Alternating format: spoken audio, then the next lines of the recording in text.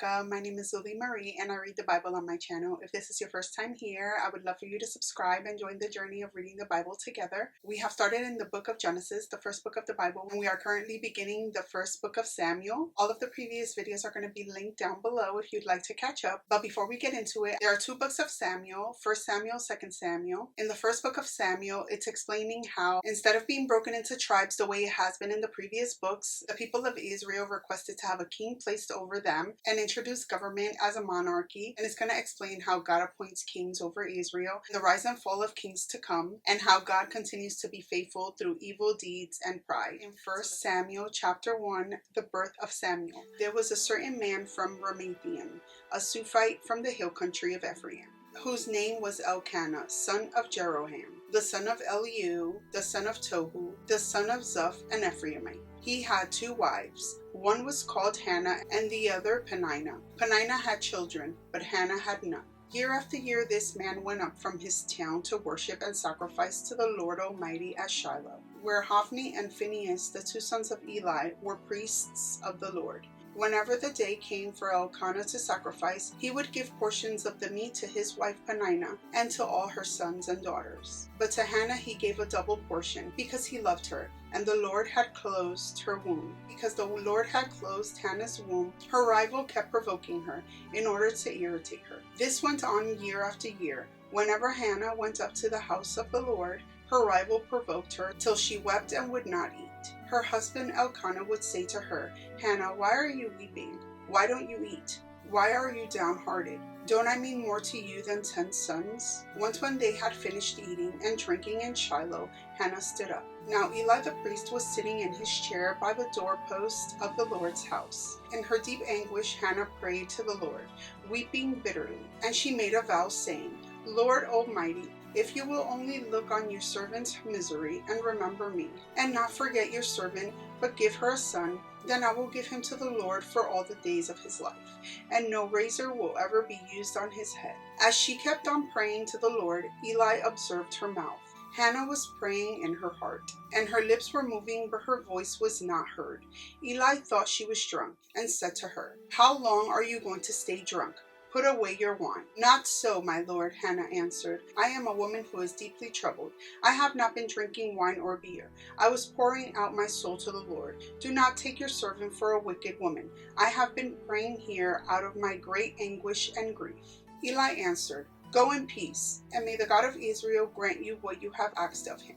She said, "May your servant find favor in your eyes." Then she went her way and ate something, and her face was no longer downcast. Early the next morning, they arose and worshipped before the Lord, and then went back to their homes at Ramah. Elkanah made love to his wife Hannah, and the Lord remembered her. So in the course of time, Hannah became pregnant and gave birth to a son. She named him Samuel, saying, "Because I asked the Lord for him." Hannah dedicates Samuel. When her husband Elkanah went up with all his family to offer the annual sacrifice to the Lord and to fulfill his vow, Hannah did not go. She said to her husband, "After the boy is weaned, I will take him and present him before the Lord, and he will live there always." "Do what seems best to you," her husband Elkanah told her. "Stay here until you have weaned him. Only may the Lord make good his word." So the woman stayed at home and nursed her son until she had weaned him. After he was weaned, she took the boy with her, young as he was, along with a 3-year-old bull, an ephah of flour, and a skin of wine, and brought him to the house of the Lord at Shiloh. When the bull had been sacrificed, they brought the boy to Eli, and she said to him, "Pardon me, my lord. As surely as you live, I am the woman who stood here beside you, praying to the Lord. I prayed for this child, and the Lord granted me what I asked of him. So now I give him to the Lord. For his whole life he will be given over to the Lord." And he worshipped the Lord there. 1 Samuel chapter 2, Hannah's prayer. Then Hannah prayed and said, "My heart rejoices in the Lord. In the Lord my horn is lifted high. My mouth boasts over my enemies, for I delight in your deliverance. There is no one holy like the Lord. There is no one besides you. There is no rock like our God.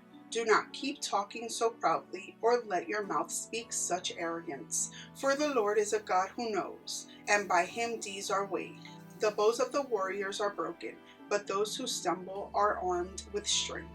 Those who were full hire themselves out for food, but those who were hungry are hungry no more. She who is barren has borne 7 children, but she who has had many sons pines away. The Lord brings death and makes alive. He brings down to the grave and rises up. The Lord sends poverty and wealth. He humbles and he exalts. He rises the poor from the dust and lifts the needy from the ash heap. He seats them with princes and has them inherit a throne of honor. For the foundations of the earth are the Lord's. On them he has set the world.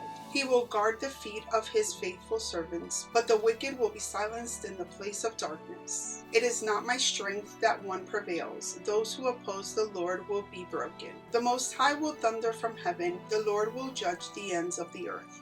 He will give strength to his king and exalt the horn of his anointed. Then Elkanah went home to Ramah, but the boy ministered before the Lord under Eli the priest. Eli's wicked sons. Eli's sons were scoundrels. They had no regard for the Lord. Now it was the practice of the priests that whenever any of the people offered a sacrifice, the priest's servants would come with a 3-pronged fork in his hand while the meat was being boiled, and would plunge the fork into the pan or kettle or cauldron or pot. Whatever the fork brought up, the priest would take for himself. This is how they treated all the Israelites who came to Shiloh. But even before the fat was burned, the priest's servants would come and say to the person who was sacrificing, "Give the priest some meat to roast. He won't accept boiled meat from you, but only raw." If the person said to him, "Let the fat be burned first, and then take whatever you want," the servant would answer, "No, hand it over now. If you don't, I'll take it by force." This sin of the young men was very great in the Lord's sight, for they were treating the Lord's offering with contempt. But Samuel was ministering before the Lord, a boy wearing a linen ephod.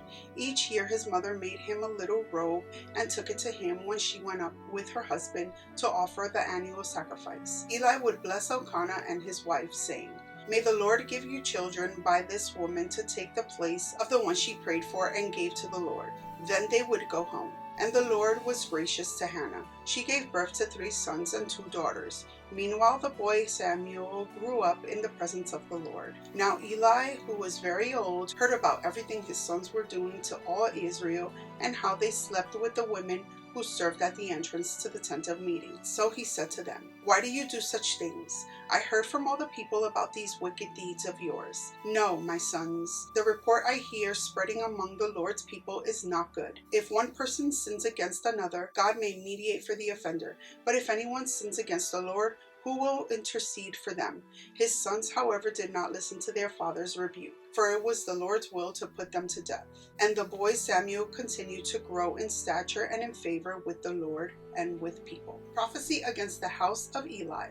Now a man of God came to Eli and said to him, "This is what the Lord says. Did I not clearly reveal myself to your ancestors' family when they were in Egypt under Pharaoh? I chose your ancestors out of all the tribes of Israel to be my priests, to go up to my altar, to burn incense, and to wear an ephod in my presence. I also gave your ancestors' family all the food offerings presented by the Israelites. Why do you scorn my sacrifice and offering that I prescribed for my dwelling? Why do you honor your sons more than me by fattening yourselves on the choice parts of every offering made by my people Israel? Therefore the Lord, the God of Israel, declares, I promised that members of your family would minister before me forever. But now the Lord declares, far it be from me. Those who honor me I will honor, but those who despise me will be disdained.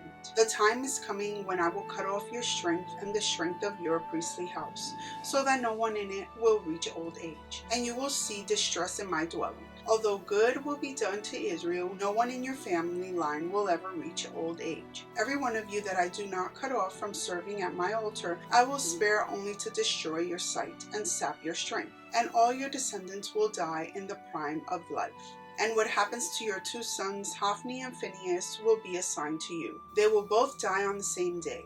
I will rise up from myself a faithful priest, who will do according to what is in my heart and mind. I will firmly establish his priestly house, and they will minister before my anointed one always. Then everyone left in your family line will come and bow down before him for a piece of silver and a loaf of bread, and plead, anoint me to some priestly office so I can have food to eat. 1 Samuel chapter 3, the Lord calls Samuel. The boy Samuel ministered before the Lord under Eli. In those days, the word of the Lord was rare. There were not many visions. One night, Eli, whose eyes were becoming so weak that he could barely see, was lying down in his usual place.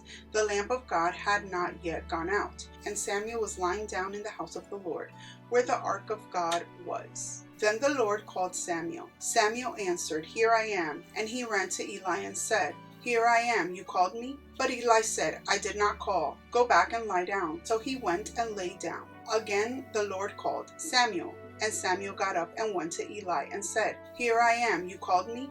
"My son," Eli said, "I did not call. Go back and lie down." Now Samuel did not yet know the Lord. The word of the Lord had not yet been revealed to him. A third time the Lord called, "Samuel." And Samuel got up and went to Eli and said, "Here I am, you called me?" Then Eli realized that the Lord was calling the boy. So Eli told Samuel, "Go and lie down, and if he calls you, say, 'Speak, Lord, for your servant is listening.'" So Samuel went and lay down in his place. The Lord came and stood there, calling as at the other times, "Samuel, Samuel."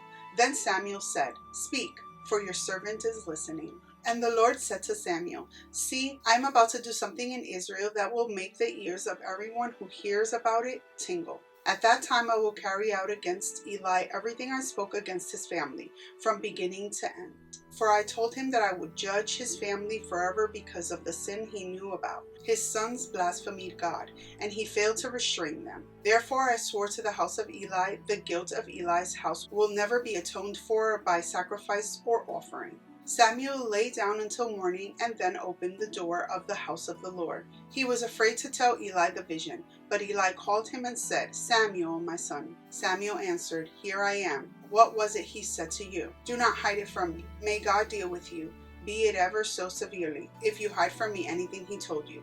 So Samuel told him everything, hiding nothing from him. Then Eli said, "He is the Lord. Let him do what is good in his eyes." The Lord was with Samuel as he grew up, and he let none of Samuel's words fall to the ground. And all Israel from Dan to Beersheba recognized that Samuel was attested as a prophet of the Lord. The Lord continued to appear at Shiloh, and there he revealed himself to Samuel through his word. 1 Samuel chapter 4. And Samuel's word came to all Israel. The Philistines captured the ark. Now the Israelites went out to fight against the Philistines. The Israelites camped at Ebenezer, and the Philistines at Aphek. The Philistines destroyed their forces to meet Israel, and as the battle spread, Israel was defeated by the Philistines, who killed about 4,000 of them on the battlefield. When the soldiers returned to camp, the elders of Israel asked, "Why did the Lord bring defeat on us today before the Philistines? Let us bring the ark of the Lord's covenant from Shiloh, so he may go with us and save us from the hands of our enemies." So the people sent men to Shiloh, and they brought back the ark of the covenant of the Lord Almighty, who is enthroned between the cherubim. And Eli's two sons, Hophni and Phinehas, were there with the ark of the covenant of God. When the ark of the Lord's covenant came into camp, all Israel raised such a great shout that the ground shook. Hearing the uproar, the Philistines asked, "What's all this shouting in the Hebrew camp?" When they learned that the ark of the Lord had come into the camp, the Philistines were afraid. "A god has come into the camp," they said. "Oh no, nothing like this has happened before. We're doomed. Who will deliver us from the hand of these mighty gods? They are the gods who struck the Egyptians with all kinds of plagues in the wilderness. Be strong, Philistines. Be men, or you will be subject to the Hebrews as they have been to you. Be men and fight." So the Philistines fought, and the Israelites were defeated, and every man fled to his tent. The slaughter was very great. Israel lost 30,000 foot soldiers. The ark of God was captured, and Eli's two sons, Hophni and Phinehas, died. Death of Eli.